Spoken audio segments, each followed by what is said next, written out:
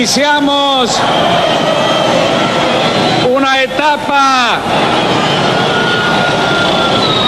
que sin duda será difícil, porque tenemos todos la enorme responsabilidad de asegurar hoy y para los tiempos la democracia y el respeto por la dignidad del hombre en la tierra argentina.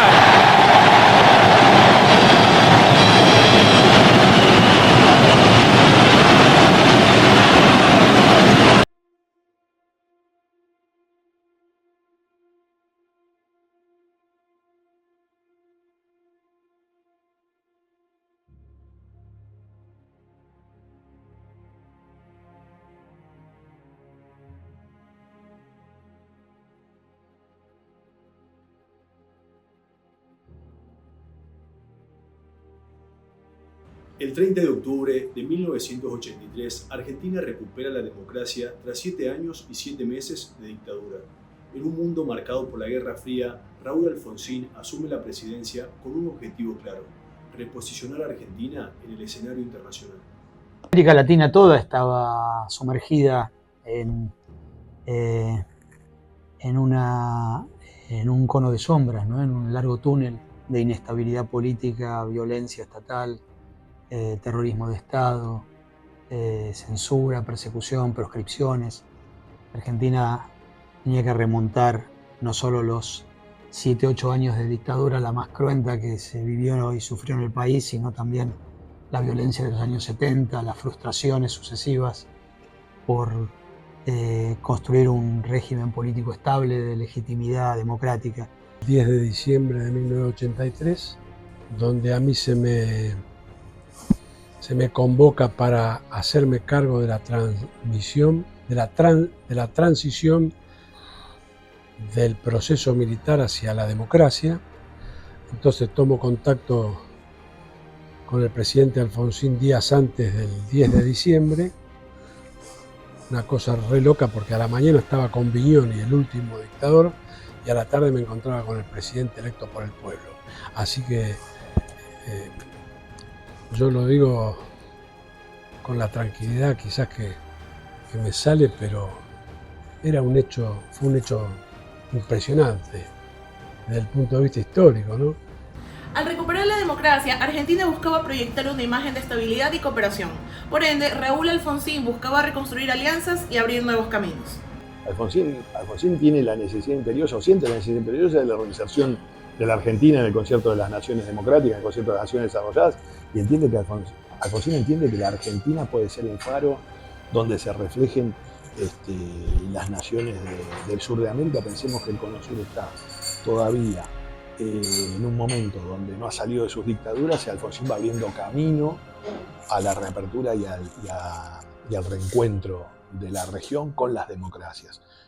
Primero es el caso de Uruguay, con la elección donde gana Sanguinetti, las directas ya en Brasil, el tema años más tarde ya de la vuelta de la democracia en Chile, y muchos años más tarde, lamentablemente, en Paraguay. Pero lo que digo es que Alfonsín tiene claro que para reinsertar a la Argentina en el mundo tiene que ser en el marco de las democracias, y a la vez tienen claro que hay una política indispensable en términos internacionales, que es la de la región, es decir, una continuidad de políticas de las naciones que tiene que estar en mancomunión, de las naciones de la región, porque las realidades son similares, porque los problemas son similares, y porque hay una posibilidad cierta de salir si se sale en conjunto. Esa es la lectura de Alfonsín a priori. También dialogamos con Raúl Alconada, ex vicecanciller en el periodo de Alfonsín, quien nos comentó cómo se habían planteado en ese momento las estrategias para que Argentina vuelva al plano internacional. La relación, porque la figura de la mesa chica no es tan formal, no es tan permanente o tan similar siempre. Nosotros éramos de un grupo interno del partido, lo conocíamos a Alfonsín desde el año 68, 69, y habíamos hecho todas las dos dictaduras muy juntos, trabajando en el partido. Es decir, conocías el pensamiento del otro, te digo, de la mayoría, como algo natural. Dante habíamos trabajado los últimos 2 años en unas comidas que se hacían los miércoles a la noche, y ahí también desarrollaba mucho pensamiento y se traía gente. Y sabíamos qué era lo que necesitábamos, sabíamos qué era lo que había salido mal en las experiencias anteriores, sabíamos que teníamos que calmar los ánimos, que era muy posible que le ganáramos al peronismo, pero que no iba a ser fácil ser mayoría al peronismo. Y que no queríamos que el conflicto este-oeste nos fuese a permear la realidad argentina. Los muertos argentinos, los desaparecidos argentinos, los torturados argentinos, todo lo que pasó en la Argentina no fue un fenómeno artificial, fue producto de esa radicalización del conflicto este-oeste que llevó las cosas más allá en la mayoría de nuestros países. Entonces, nosotros sabíamos que ese conflicto este-oeste no tenía que estar presente. Segundo, Chile, teníamos un dictador que era el más importante de América del Sur, después de lo que tuvimos nosotros con Videla, pero Pinochet fue un símbolo en el 73. Y sabíamos que él iba a intentar, o que era factible que pudiese intentar utilizar el enfrentamiento con la democracia nueva para unificar el sentimiento chileno. Además, Argentina no tenía mucha razón en el conflicto porque había habido un laudo, nos gustase o no, y habíamos perdido el laudo. Me gustaría destacar primero la recepción que tenía Alfonsín en Europa y en los distintos países del mundo, debido a que una vez que se iniciaron los juicios a la Junta, Alfonsín era recibido como pocas veces vi yo durante todos estos años, ¿no? Había una sensación de admiración de parte de todo lo que sería los medios del mundo, las autoridades. Había mucha necesidad de saber cosas que nosotros no sabíamos.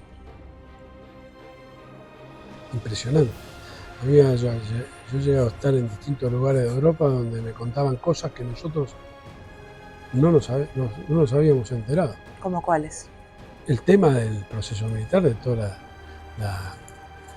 las desapariciones y todo lo que pasó durante el 76-83, una cosa que a mí me llamaba la atención porque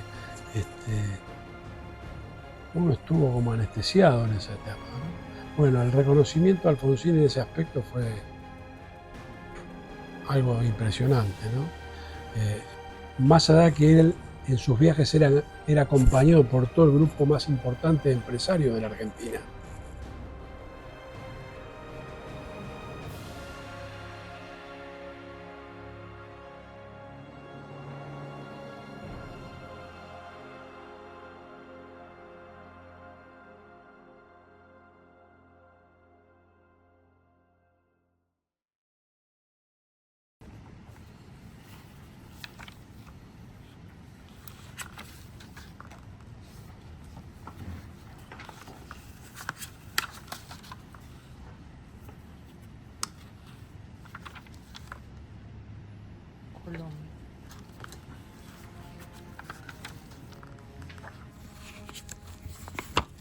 En 1986, Raúl Alfonsín es el primer presidente argentino en viajar a la Unión Soviética, Durante su encuentro con Gorbachov discutieron sobre comercio y democracia. Ahí no estuve porque no me tocó a mí viajar a Rusia, pero sí te puedo contar algo sobre esa reunión, que fue cuando le preguntó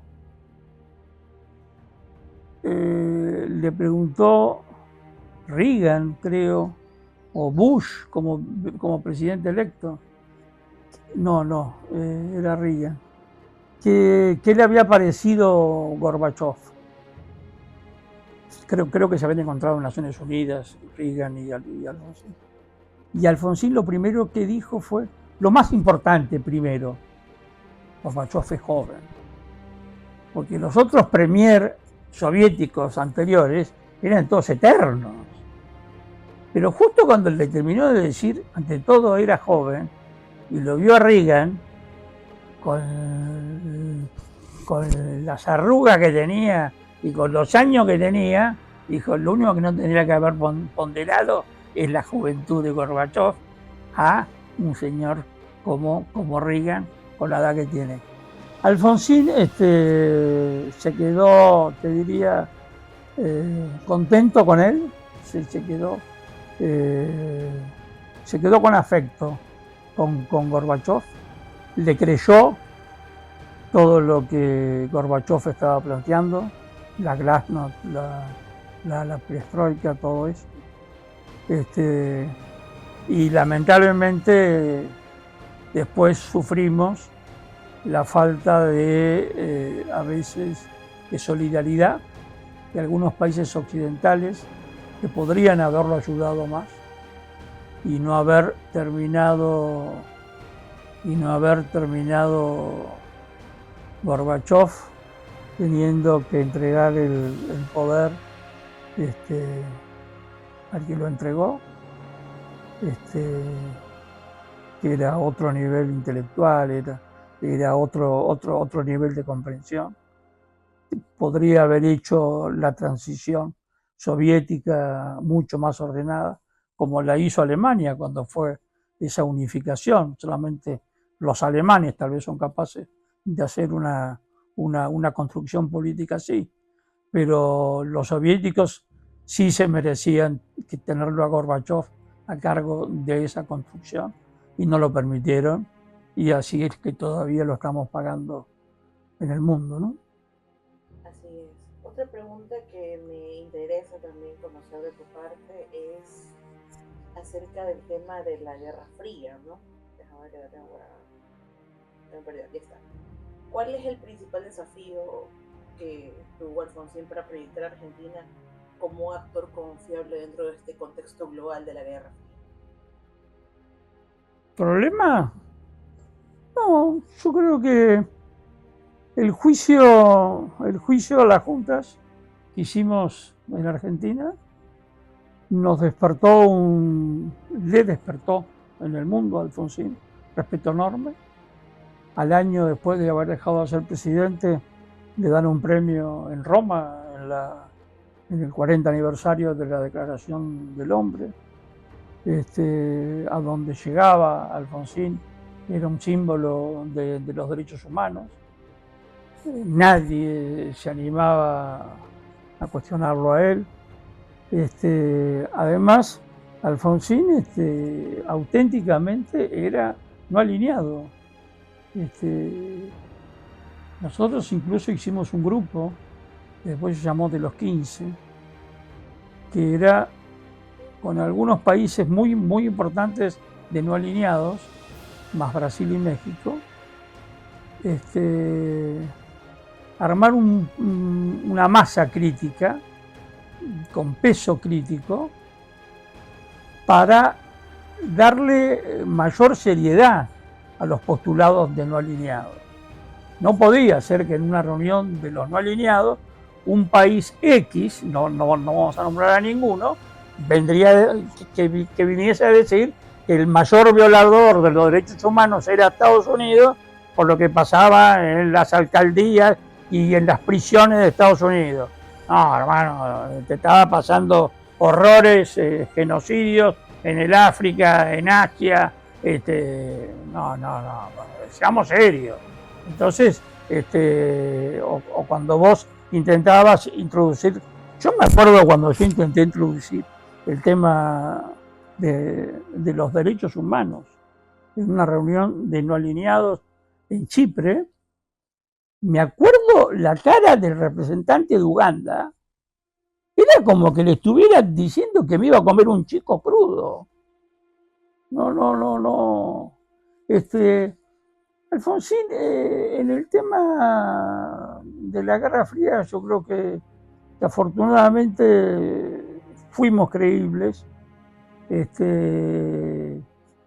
y nunca nos excedimos, éramos respetuosos del principio de la intervención, escuchábamos a todos, teníamos una relación con Egipto, con Argelia, con la India, con Indonesia, que era buena. Con China teníamos una buena relación comercial, con la Unión Soviética teníamos una excelente relación comercial. Con el único país occidental, obviamente, que no tuvimos relación fue con el Reino Unido, pero era porque ellos exigían que nosotros primero desistiéramos del tema Malvinas. La URSS estaba a cargo de Gorbachov. Todavía estaba en el Kremlin el retrato de Marx.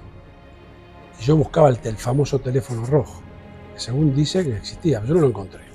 Había un montón de teléfonos, pero rojo no había ninguno. No, pero yo creo que Alfonsín fue muy bien considerado porque la democracia por sí era considerada en Europa Central porque estuvo ausente con todo lo que implicó que ese lapso de ausencia haya pasado lo que pasó. El viaje de Alfonsín a Cuba fue histórico y polémico. Dialogó con Fidel Castro a pesar de sus diferencias ideológicas, pero priorizando el respeto mutuo. Yo creo que fueron jalonando hitos, ¿no? Alfonsín viaja a Moscú, se reúne con Gorbachov en 1986, a un año de iniciada la perestroika, que es de alguna manera un anticipo del fin de la Guerra Fría. Alfonsín viaja a La Habana y se reúne con Fidel Castro, es un viaje también significativo porque ahí también discute con Fidel de igual a igual. Hay una anécdota que seguramente otros testigos, si ustedes puedan recoger, se puede recordar, en el que están en el jardín de uno de los lugares nocturnos famosos de La Habana, y se larga un chaparrón y todos salen precipitadamente de los jardines, y él se queda con Fidel bajo la lluvia conversando, riéndose.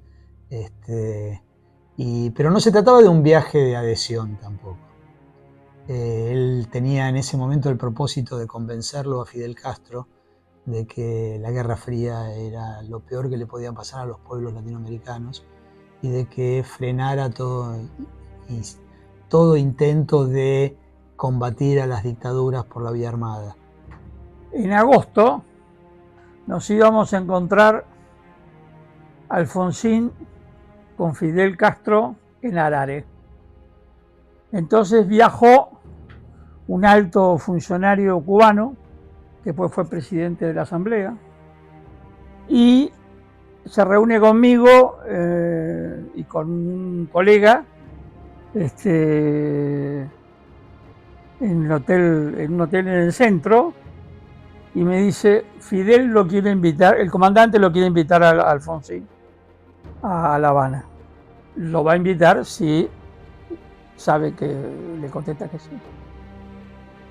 Bueno, yo, déjame, voy a Olivos y hablo con él. Me fui a Olivos, terminamos una reunión de 6 en la casa de Dante Caputo, que vivía enfrente.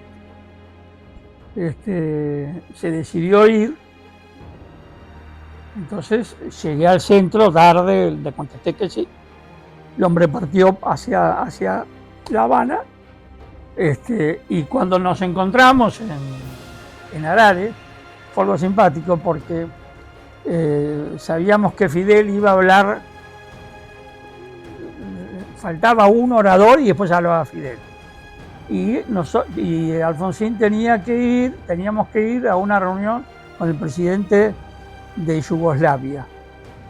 Entonces me dice Alfonsín, vení, acercate de donde está Fidel y decirle que yo me voy a retirar ahora para que no quede que cuando él empiece a hablar, yo me retiro. Porque yo me retiro porque tengo que ir a ver a Yugoslavia. Si no, me quiero escucharlo. Voy a verlo, a Fidel, y Fidel me dice, ¿y con quién tiene que hablar tu presidente? Con el presidente de Yugoslavia, de Yugoslavia. Pero que es un eslavo, que no le va a entender nada, que no le va a entender nada de lo que quiere decirle. Tú dile que se quede y que me escuche, que le voy a hablar de la deuda externa, que le voy a hablar de Malvinas, que le voy a hablar de esto, le voy a hablar. Volví y le digo, doctor, quédese sentado porque fui a la banca Yugoslavia, le pedí disculpas y efectivamente el discurso de Fidel Castro fue una maravilla porque explicó técnicamente, jurídicamente, pero con un nivel de detalle. Fíjate que el África fundamentalmente es el reino de la autodeterminación de los pueblos. Todos los países se fueron emancipando, casi todos, por la autodeterminación. Y Fidel, en un país africano, en el medio de 50 naciones que habían nacido con el principio de la autodeterminación, explicando por qué ese principio no era aplicable en Malvinas. En el caso Malvinas, el principio que se aplica es integridad territorial, porque fue una colonia, porque fue una potencia colonial que se apoderó de un territorio que pertenecía al Río de la Plata. Y Fidel lo hizo, pero... Entonces, a la noche después nos juntamos y ahí vino la invitación de Alfonsín, de Fidel. Oye, Raúl, tú si te quieres, yo voy allá a Buenos Aires, pero tú te imaginas lo que te van a decir de esos diarios tuyos. Criminal caribeño en Buenos Aires, en las calles de Buenos Aires. Entonces le dije, venite a La Habana, y efectivamente se hizo el viaje. Y al día siguiente del primer día, que fue mucha actividad, todo, conversaron Alfonsín y Fidel, y Alfonsín le explicó a Fidel que no era un problema de política internacional de la Argentina con Chile, sino un problema de política nacional. 5.300 kilómetros de frontera. Si había un grupo que estaba armado, respaldado por Fidel y por muchos amigos de él, eso iba a imposibilitar la salida democrática, y cada vez que hubiese un hecho violento se iba a radicalizar más todavía la posición. Entonces le dice Alfonsín a Fidel, ¿qué hago, Fidel, cuando los guerrilleros chilenos se me meten en el territorio argentino? ¿Los detengo? ¿Se los entrego a Pinochet para que los mate? ¿Los dejo libres, caminando libremente en Argentina, mientras yo tengo a los comandantes de las 3 Fuerzas Armadas, de las últimas 3 juntas, los tengo presos? ¿Te das cuenta que yo no puedo resolver esto? Que es un problema. La única chance que tengo es anticiparme al dilema y evitar el dilema. Naturalmente, la lectura de la Argentina con Cuba era una lectura muy simbiótica en esos años. Había una lectura muy favorable a Cuba de los medios.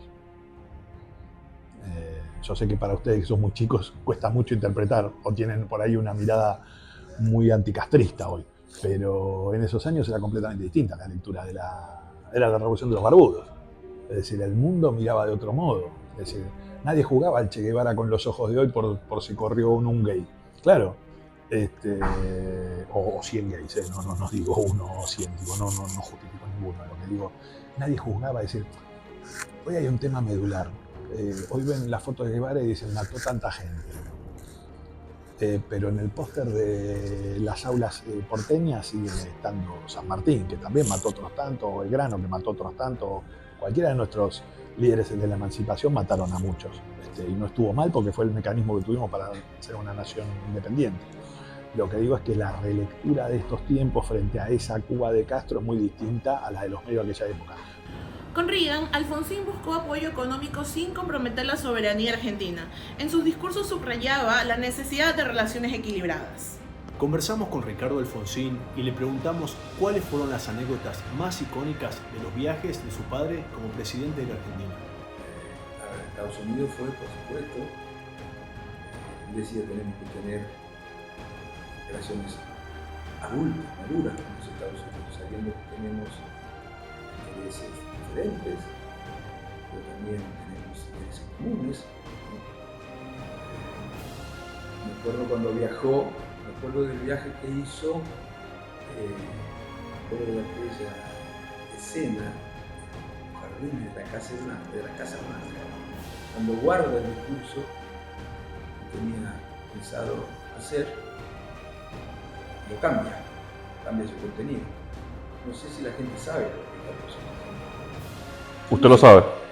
Sí, sé por qué lo cambió. ¿Por qué lo cambió? Porque Reagan había decía cosas que no había anunciado que iba a decir.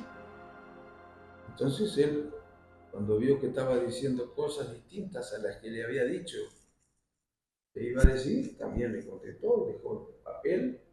En Chascomús hay una estatua de Alfonsín, cuando él está guardando un papel, precisamente recordando aquel episodio, y le contesta, sobre todo le contesta, bueno, habla por supuesto de un montón de cosas, pero le contesta sobre todo respecto de lo que había dicho Reagan. Reagan había dicho, el amigo de nuestro enemigo es nuestro enemigo, o algo así, había dicho por Nicaragua y por los problemas que había en Centroamérica, y Alfonsín le dijo que los problemas de Centroamérica se tenían que resolver a través del Grupo Contadora, que es un conjunto de países, México, Venezuela, Ecuador, que estaban, no me acuerdo exactamente, que tenían que resolver los problemas sin hacer nada que supusiera intervenir en los asuntos internos del país. Estados Unidos financiaba contra, no en el caso de Nicaragua. Entonces le contestó que nosotros iba a trabajar porque además formaba parte del grupo de apoyo Contadora. Eso no sé si lo hubiera animado a contestar este presidente hoy, presidente de Estados Unidos, frente a una situación similar. Ahora le contestó, sí. Vamos a conversar sobre estos temas, señor presidente, y lo haremos, como dije, dos hombres elegidos por nuestros pueblos. We will talk about all this, Mr. President, and as I said, será en definitiva entonces un diálogo entre nuestros pueblos. There will be two men freely elected by the will of our people, so, Mr. President, it will be a dialogue of both our peoples. Trataremos de llegar a soluciones por ellos. That way, and because of them, we will try to reach solutions. Trabajaremos para ellos. We will work for them, for our peoples. Y procuraremos construir el futuro que nuestros pueblos se merecen. We will try to build the future that our peoples deserve. Estando en Brasilia, el presidente Lusinki ya había estado en Washington, y cuando él había llegado a Washington, el discurso que le lee el presidente Reagan no tiene nada que ver con el discurso que le pronuncia el presidente Reagan de bienvenida. Y eso se lo advierte a Alfonsín. Y Alfonsín se sonríe y le dice que se preocupe él si me llega a cambiar el discurso. Y preparamos una respuesta formal a lo que nos habían mandado teóricamente de la Casa Blanca. Nosotros preparamos otra respuesta, aquello yo, tonta. Y cuando llegamos al jardín de la Casa Blanca, un lugar que desde que sos chico el símbolo del poder mundial está en el jardín ese, porque siempre que ves el jardín es equivalente al poder mundial. Y estábamos ahí y Reagan le cambia el discurso. Y Alfonsín guardó el papel así, se lo dio al edecán naval, improvisó y le sacó el tema de la deuda externa, de la corresponsabilidad de acreedores y deudores, y de los principios del derecho internacional y del derecho interamericano, la no injerencia, la no intervención y el respeto a la autodeterminación de los pueblos, específicamente de Nicaragua. Una respuesta, pero realmente todos los que estábamos ahí nos emocionamos, y todos los que cuando leyeron en el diario argentino lo que había contestado Alfonsín, realmente fue una maravilla, porque además la personalidad que tenés que tener para en una situación así, hablar, y además con educación, con mesura, fue realmente uno de los momentos más emotivos.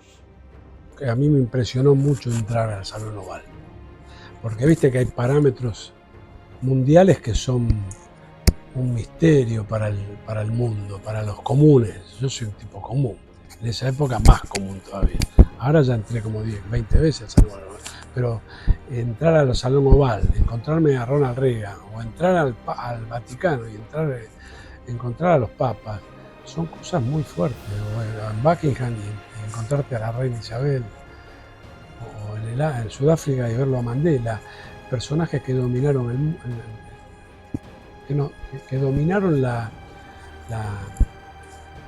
los últimos 40 años de vida, o 50. La primera entrada que yo tuve al Salón Oval fue Alfonsín Reagan, y yo entré y viste. Alfonsín viajó a destinos claves como lo fueron la Unión Soviética, Estados Unidos, Cuba y Brasil. De esta manera redefinió una nueva agenda en lo que fue la política exterior e internacional de Argentina. En el ámbito interno, los viajes fortalecieron la imagen de Alfonsín como un líder global.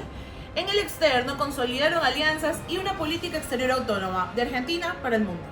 De alguna manera, la convocatoria era trabajar para construir una presidencia.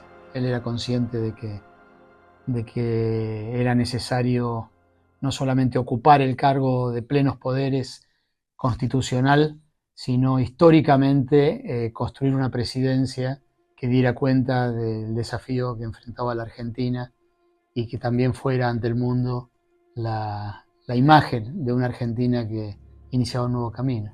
No solamente ocupar el cargo de plenos poderes constitucional, sino históricamente construir una presidencia que diera cuenta del desafío que enfrentaba la Argentina y que también fuera ante el mundo la imagen de una Argentina que iniciaba un nuevo camino.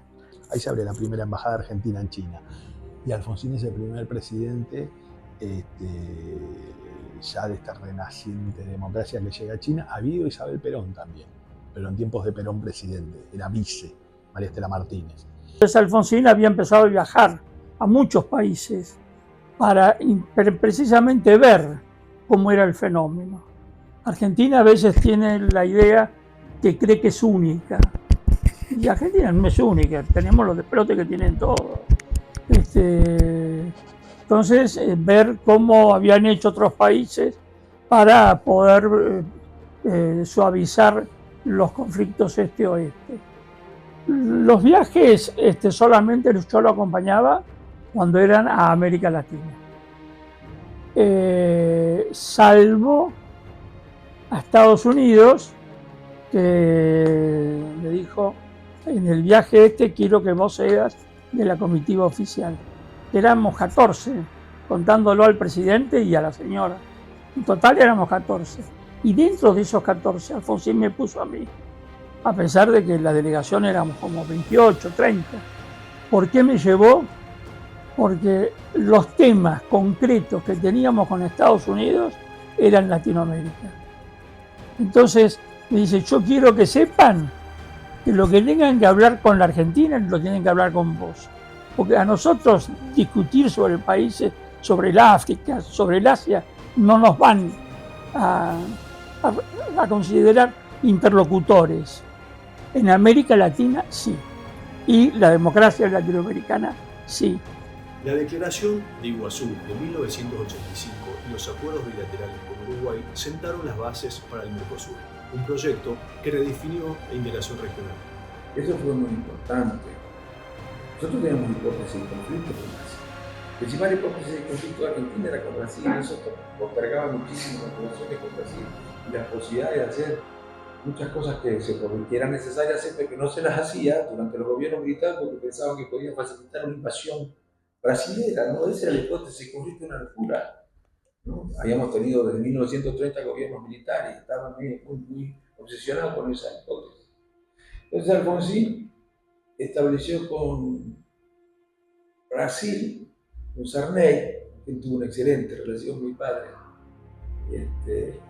hubo algunos acuerdos, pero que fueron los que sentaron las bases para el Mercosur, que no es, como dice el presidente, una zona de libre comercio, no entiende nada, o no ha leído nunca, o no dice lo que ha leído, digamos, ¿no? Pero para que esas hipótesis de conflicto eran recíprocas, digamos,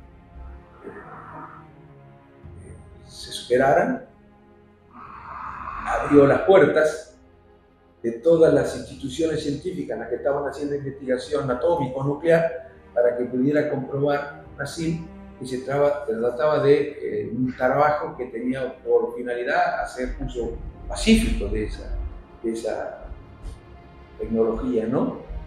Y así que se abrió, bueno, la CONAE para que vinieran los científicos brasileños a ver qué es lo que se estaba haciendo, el centro atómico de Bariloche, el centro atómico de Ezeiza, que era, bueno, para que pudieran todos comprobar.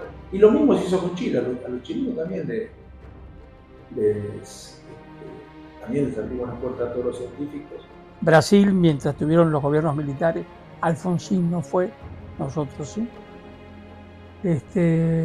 Pasa que nosotros podíamos ir y no teníamos por qué.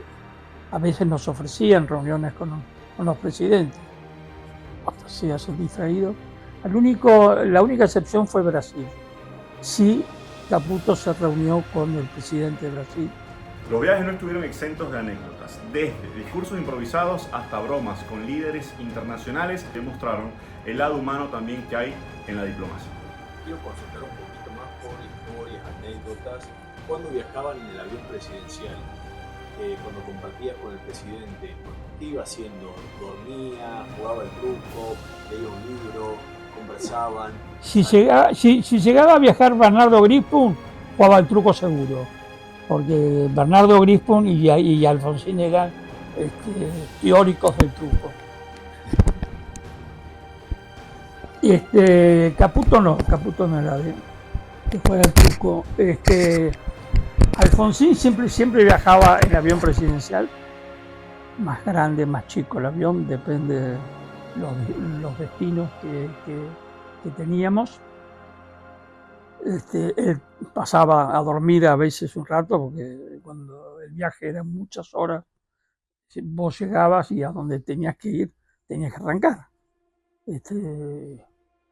Y Alfonsín también aprovechaba y leía papeles que le habían preparado o le habíamos preparado para el viaje. El truco, te diría, recuerdo, en el avión presidencial no me acuerdo, pero en el avión con Caputo y con Grispun, sí, que tuve la mala suerte de ganarle a Bernardo, y le dije la frase irreparable: no, hasta que no le ganes a alguien que me ganó a mí, no te doy revancha. Y a Bernardo no le gustaba perder el truco, pero eran vuelos a veces divertidos. Pues Alfonsín a veces llevaba invitados de otros partidos políticos, entonces a veces los invitaba a la cabina presidencial, que son 8 lugares, son 4 y 4, si el avión es más chico son 4 y 2. Entonces también se aprovechaba para conversar sin interrupciones, pero fundamentalmente yo me lo veo a Alfonsín escuchando o leyendo. Hay anécdotas simpáticas como cuando lo invita Sandro Pertini a viajar en el bote en el Riachuelo. Hay una foto icónica de los dos arriba de un bote con el puente Avellaneda detrás, en el Riachuelo. Él tenía una vinculación muy entrañable con Sandro Pertini. Tenía admiración por los políticos europeos forjadores de la posguerra, el antifascismo, el pensamiento socialista democrático, y al mismo tiempo era muy discutidor. Se trenzaba en discusiones de fondo, a veces con politólogos como Huntington o Sartori, y los recibía como si fueran dirigentes políticos, pero al mismo tiempo le gustaba escucharlos, dialogar, discutir con ellos. Pero también con Felipe González, con políticos franceses, y tenía un vínculo también especial con políticos latinoamericanos como Ferreira Aldunate, Julio Sanguinetti, Gabriel Valdés, Patricio Aylwin, Ricardo Lagos en el caso de Chile. Había una afinidad muy... el caso de Sarney, que viene acá cuando el velatorio de Alfonsín en el Congreso y lo despide como un amigo también. Los viajes de Alfonsín no solo marcaron un precedente en la política exterior argentina, sino que dejaron también una lección sobre el poder de la diplomacia para construir puentes en un mundo totalmente polarizado. Conversamos con Rodrigo Esteves Andrade, periodista especializado y coautor del libro Ahora Alfonsín, quien nos comentó acerca de los viajes del expresidente. ¿Qué lugar ocupan los viajes internacionales de Raúl Alfonsín en la historia reciente de la política exterior argentina? Medulares porque son los viajes del reencuentro de la Argentina con el concierto internacional. Argentina, hasta Alfonsín, es una nación que tiene dictaduras y democracias de pata coja. De Alfonsín en adelante, Argentina se vuelve esta nación de continuidad democrática próxima a cumplir 41 años. Alfonsín es el hombre que abre las puertas a esta nación, que es una nación de las libertades públicas, una nación del concierto internacional, una nación de la región, amiga de la región. Alfonsín es el hombre que traza los pasos del inicio de lo que es el Mercosur. Alfonsín entiende la región, pero además entiende la necesidad de abrir caminos a nivel global que la Argentina desconocía. Precisamente por esto, porque no había políticas de Estado de continuidad. La Argentina tenía ese drama. La política exterior de Alfonsín y sus viajes tenían que ver con eso. Como les decía antes, primero, mostrar, no era solamente la restauración de la democracia, era el inicio de una etapa nueva y de una democracia que no tenía precedentes inmediatos ni mediatos en la historia del país, porque además recordemos que los últimos presidentes elegidos por el pueblo habían sido derrocados uno tras otro. Y además la historia de un presidente no peronista que accedía por los votos a la presidencia de la nación con mayoría electoral era un hecho inédito en la historia del país desde el origen del peronismo también. Entonces las referencias históricas y antecedentes eran 20 años atrás, el gobierno de Arturo Illia, en los años 60, el gobierno de Arturo Frondizi, todos derrocados por golpes de Estado. Y el peronismo tenía lo suyo también, con el derrocamiento de Perón y de 20 años después del golpe de Estado del 24 de marzo, ¿no? El derrocamiento de su viuda a cargo de la presidencia. Así que había que construir la presidencia, no solamente ejercerla. Bueno, yo creo que la dimensión ética de la política, pero cuando hablo de ética no hablo solamente de ser honesto, eso es fácil. Cualquiera Puede ser conservador y ser muy honesto, puede ser de izquierda y ser muy honesto, puede ser de centro y ser muy honesto. Hablo de la necesidad de concebir la política como una tarea que tiene por objeto organizar la sociedad para que cada uno de los miembros de la sociedad pueda vivir con dignidad. Eso está bien para la responsabilidad de la política. Al revés de lo que creen muchos en este tiempo, de que la dignidad, simplificarlo, es un asunto personal, como la felicidad. Eso, desde luego, también es un asunto personal, pero es una responsabilidad de la política. La política, tarea, que hacer del ser humano, tiene que ver con organizar de la sociedad, eso se tiene que ser paradójicamente. ¿O no? ¿Por qué no? Bueno, y él siempre hizo hincapié en eso, ¿no? La dimensión ética de la política. Por eso era muy crítico con el neoliberalismo, que decía que lo importante en la economía es solo que sea rentable y que tiene que funcionar el mercado, que nadie tiene que meter, ¿no? No tiene que hacer eso, aunque hoy estemos muy en minoría, lo que pensamos es ya pronto vamos a estar en la economía.